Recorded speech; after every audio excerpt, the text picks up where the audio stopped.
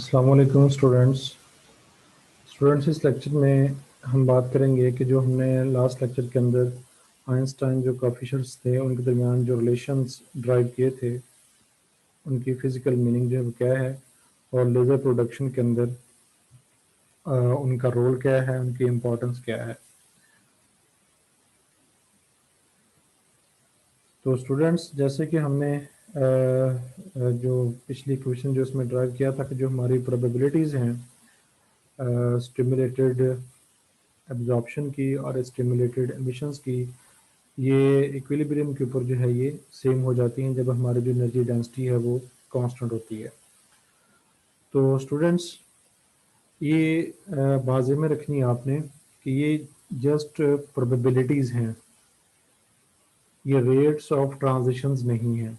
तो इक्विलिब्रियम के ऊपर जो प्रोबेबिलिटीज़ हैं अपवर्ड ट्रांजिशंस की और डाउनवर्ड ट्रांजिशंस की वो इक्वल होती हैं, लेकिन उनके जो करस्पॉन्डिंग रेट्स होते हैं वो डिफ़र करते हैं, क्योंकि जो रेट्स हैं वो डिपेंड कर रहे होते हैं मेनली पॉपुलेशन डेंसिटी के ऊपर।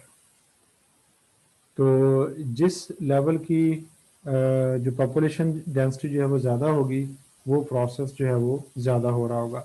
इन्हें अगर हम ये कहते हैं कि N1 is greater than N2, तो फिर बेशक प्रोबेबिलिटीज जो हैं वो दोनों लेवल्स के सेम हैं, लेकिन जब हम कांस्टेंट एनर्जी डेंसिटी जो प्रोवाइड करेंगे, क्योंकि ये पॉपुलेशन ज़्यादा है, इस वजह से फिर हमारा जो ट्रांजिशन का प्रोसेस है, जो रेट ऑफ ट्रांजिशन है from first level to second level, जो अपवर्ड ट्रांजिशन रेट है ये ज़्यादा होगा।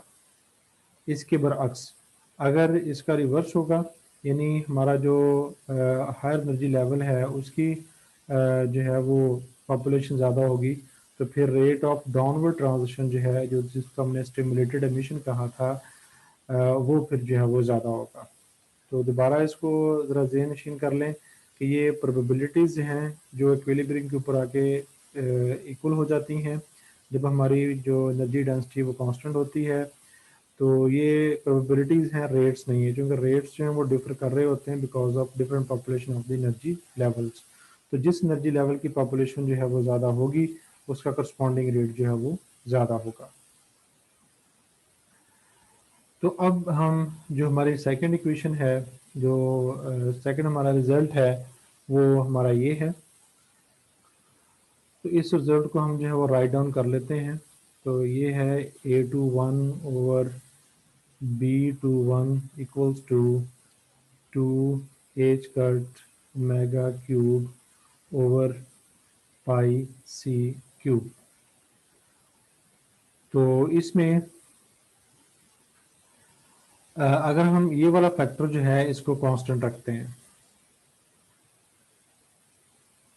तो फिर आप ये देख रहे हैं कि हमारा ये वाला जो प्रोसेस है वो प्रोपोर्शनल है ओमेगा क्यूब के, यानी जो हमारी स्टिमुलेटेड मिशन की प्रोबेबिलिटी है वो प्रोपोर्शनल होगी ओमेगा क्यूब की फ्रीक्वेंसी के। तो इसका मतलब फिर ये होगा कि अगर हम हाई एनर्जी रेडिएशन की बात करेंगे जिसकी फ्रीक्वेंसी जो है वो ज़्यादा होगी, तो उसके लिए जो हमारा स्पॉन्टेनियस जो प्रोबेबिलिटी है ट्रांजिशन की वो भी ज़्यादा होगी।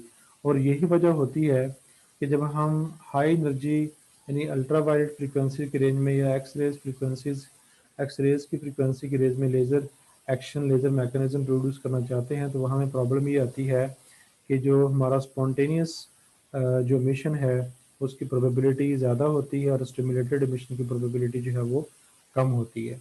और लेज़र एक्शन के लिए हमें ज़ाहिर है कि ये कंडीशन जो है वो अचीव करना होती है, लेकिन ये कंडीशन जब हम ये क्वेश्चन हमें ये बता रही है कि हर फ्रीक्वेंसीज के ऊपर या हर रेडिएशन के ऊपर जो है ये मुश्किल हो जाती है। तो इसलिए हायर जो हमारे पास एनर्जीज़ हैं, अल्ट्रा वायलेट फ्रीक्वेंसीज़ हैं या एक्सरेज की फ्रीक्वेंसीज़ हैं, वहाँ पे लेज़र मैकेनिज़्म जो है डिफ़िकल्ट हो जाता है पैदा करना। तो अब हम एक और रिज़ल्ट की जो है वो बात करते हैं। वो रिज़ल्ट हमारे पास जो है वो ये है। हमने उसी क्वेश्चन को जो है वो रीअरेंज किया है इसको अंडरस्टैंड करने के लिए कि जैसे कि भी हमने देखा है کہ جو ہمارا B12 ہے یہ ایکول ہوتا ہے B21 کے.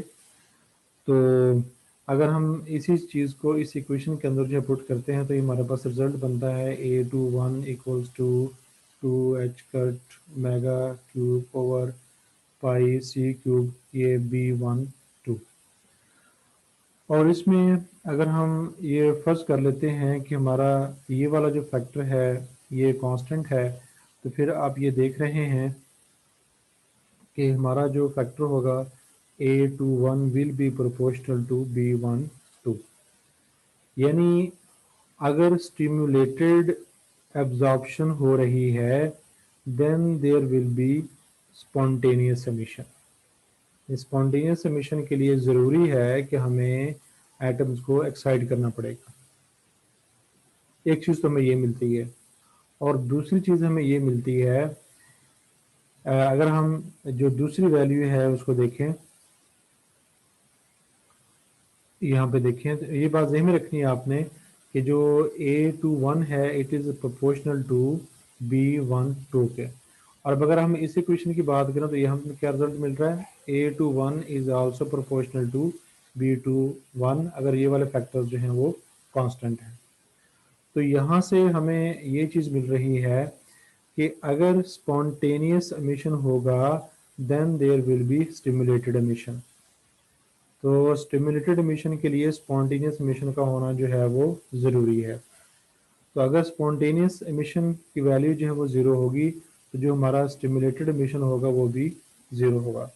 تو اسٹوڈنٹ جیسے کہ آپ نے یہاں پہ دیکھا کہ جو ہمارا اسٹیمولیٹڈ امیشن کا پروسیس ہے وہ ریڈیشن کی ٹرانزیشن میں لازم و ملزوم ہے. یعنی اگر B12 ہے تو اس کا مطلب یہ ہے کہ A21 ہے اور اگر A21 ہے تو اس کا مطلب یہ ہے کہ B21 will also be there. یعنی جو اسٹیمولیٹڈ امیشن ہے وہ لازمی وہاں پر موجود ہوگی اور یہی چیز جو تھی وہ آئنسٹائن نے ہمیں پروو کر کے دی تھی. تو اب اگر اسٹیمولیٹڈ امیشن جو ہے وہ ہوتا ہے تو پھر جو ہے وہ لیزر ایکشن جو ہے وہ پروڈیوس ہو سکتا ہے. تو یہی چیزیں ہم نے مٹیریلز کے اندر دیکھنی ہوتی ہیں کہ کون سی مٹیریلز ایسے ہیں جو کہ زیادہ فیزیبل ہیں فار اسٹیمولیٹڈ امیشن. تو امید ہے اسٹوڈنٹس آپ کو کلیئر ہو گیا ہوگا کہ جو آئنسٹائنس کوفیشنٹس ہیں یہ ہمیں کیا چیز جو ہے وہ بتا رہے ہیں, کس چیز کو یہ انٹرپریٹ کرتے ہیں. تو اب انشاءاللہ نیکسٹ لیکچر کے اندر ملتے ہیں. السلام علیکم.